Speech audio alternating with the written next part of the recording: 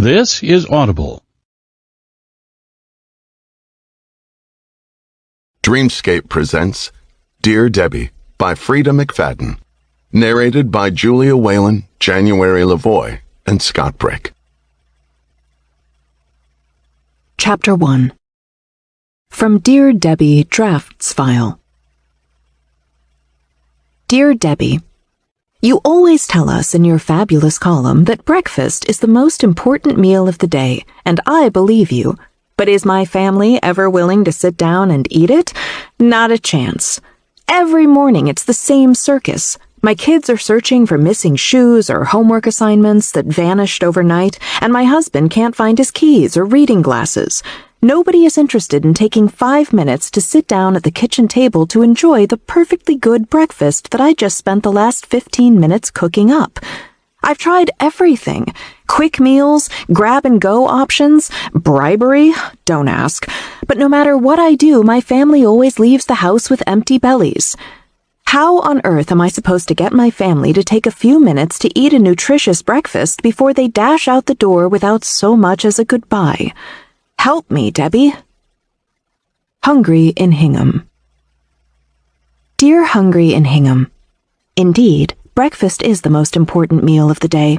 It boosts your energy levels and alertness, and if you don't get a healthy breakfast, you can feel sluggish all day long. In children and adolescents, a nutritious breakfast can improve recall and focus for school. If your family isn't interested in having breakfast, try to probe to see what sorts of foods might tempt them to take those crucial extra 15 minutes in the morning. Some people prefer a bowl of cereal, others might want pancakes, and others might want a full breakfast with eggs and bacon and whole grain toast. Find out what your family likes best and cater to those desires. And if that doesn't work, I would recommend installing a padlock on the front and back door of your house. First thing in the morning, lock both doors from the inside and keep the key in your pocket. Let everyone know that they will not be leaving the house until they have consumed a healthy breakfast. If they seem hesitant, a simple threat to swallow the key unless they sit down and eat will surely move things along.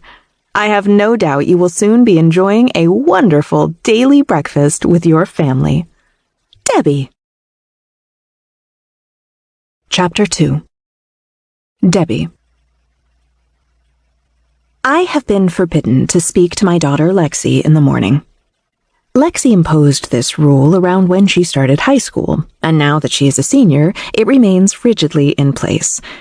The rule was implemented when Lexi decided she didn't like it when I dared to ask her, "How are you?" first thing in the morning, and she simply didn't feel like talking right now. My God, Mom! So, midway through freshman year, Lexi officially announced that I was no longer permitted to speak to her during early morning hours. And if I attempt any form of communication, verbal or nonverbal, she will snap at me and say, "What did I tell you?" Or, possibly worse, glare at me with that look. You know what look I mean. At least, if you have teenagers, you know. So, when Lexi marches into our kitchen on this Wednesday morning, I don't say a word. I just keep eating my bowl of cornflakes, the kind with extra fiber.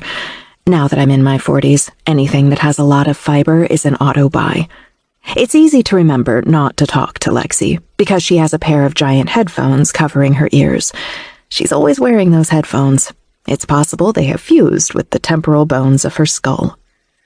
Lexi has her hair in a messy ponytail that looks as though she tied it last night, or perhaps even several days ago, and hasn't gotten around to adjusting it. She's wearing an oversized hoodie, which looks like something one might sleep in, and that impression is not helped by the fact that she's wearing plaid pajama pants. It's not pajama day at school or anything. This is what kids wear now. I find it distasteful, but on the other hand, I'm also jealous. I wish I could wear pajama pants every day. Between my two kids, Lexi is the one who looks like me, a fact I'm sure is terribly embarrassing to her. She has the same delicate bone structure in her face and a similar dark shade to her slightly wavy hair. Like me, schoolwork comes easy to her, which is why she's taking 4 AP classes this year and a number theory class because she already took AP Calculus BC last year. Like me, she might be a little too smart for her own good. Lexi doesn't